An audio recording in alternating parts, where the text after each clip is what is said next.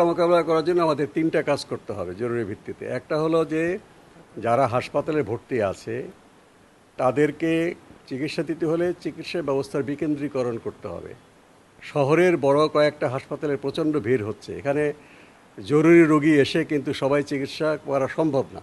Doctor হয়তো আছে কিন্তু জায়গা সীমাবদ্ধ। কাজেই এখানে আমাদেরকে বিকেন্দ্রীকরণ না করলে কিন্তু শিশুগুলোকে বাঁচানো কষ্ট হবে। স্বাস্থ্য ব্যবস্থা বিকেন্দ্রীকরণ করতে হবে, এই সমস্যা কিন্তু আগে থেকেই আছে। আমরা সব বড় বড় হাসপাতাল সব কিছু দুই একটা বড় বড় হাসপাতালকে কেন্দ্র করে করছি, আমরা সেটাই দেখতে পছন্দ করি এবং সেটা নিয়ে গর্ববোধ করি।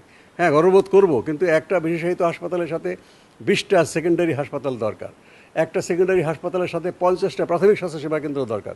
এইভাবে পিরামিডের মতো যদি আমরা কাঠামো করি তাহলে কিন্তু আমরা শুধু এই কেন যে কোনো জরুরি স্বাস্থ্য পরিস্থিতি আমরা মোকাবেলা করতে পারবো, মৃত্যুর সংখ্যা কমে যাবে। দ্বিতীয় হচ্ছে টিকা। এই টিকার সংকট হয়েছিল কারণ আমরা এর আগে পুরোটাই বিদেশি টাকায় আমাদের টিকা কেনা হতো। আমরা 2024 সাল থেকে আগে থেকেই সিদ্ধান্ত ছিল যে বাংলাদেশ সরকার একটা অংশ দিবে টিকার জন্য। তো বাংলাদেশ সরকারের টাকাটা ইউনিসেফের মাধ্যমে টিকা কেনার সিদ্ধান্ত হয়েছিল, কিন্তু এটা খরচ কীভাবে হবে সেটা কিন্তু নিয়ে মতানৈক্য হয়। যে অর্থ মন্ত্রণালয় বলেছে যে রেভিনিউর টাকা খরচ করার নিয়ম অনুযায়ী করতে হবে, বিদেশি টাকার নিয়মে একরকম আর রেভিনিউর খরচটা একরকম, এইটা সমাধান হয়নি।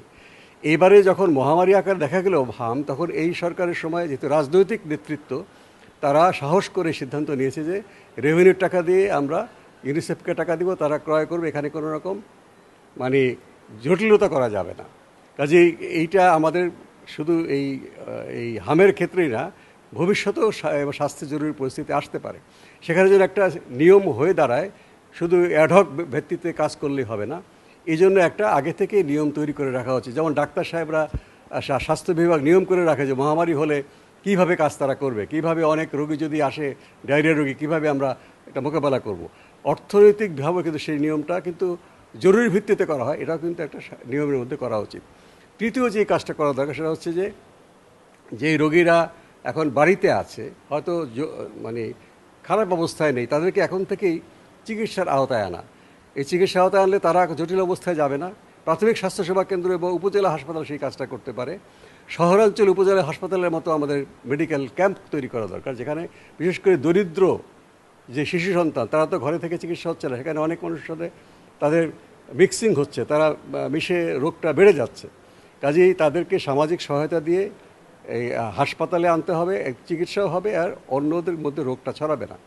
তাদের কাছ থেকে ঠিকানা নিয়ে এইটা খুঁজে বের করতে হবে। এটা যদি আমরা না করি, আমি ওই পানি সেচার মতো নৌকার ছিদ্র যদি আমি সমাধান না করি, পানি উঠতেই থাকবে, আমি সিঁচতেই থাকবো।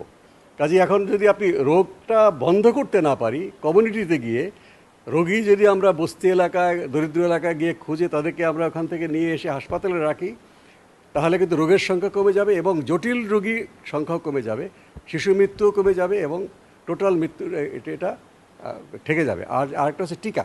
টিকা শুরু হয়েছে রোববার থেকে, সেই টিকা যেন সঠিকভাবে সফলভাবে করতে পারি।